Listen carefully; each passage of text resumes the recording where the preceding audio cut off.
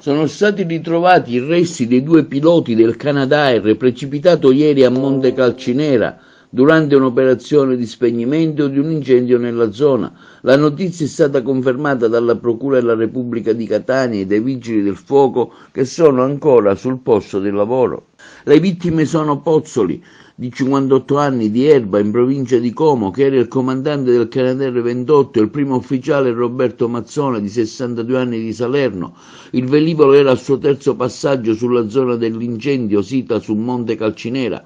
Sono due i fronti dell'inchiesta aperta dalla Procura della Repubblica di Catania sul Canadair precipitato ieri a Monte Calcinera durante un'operazione di spegnimento dell'incendio nella zona, causando la morte dei due piloti che erano a bordo.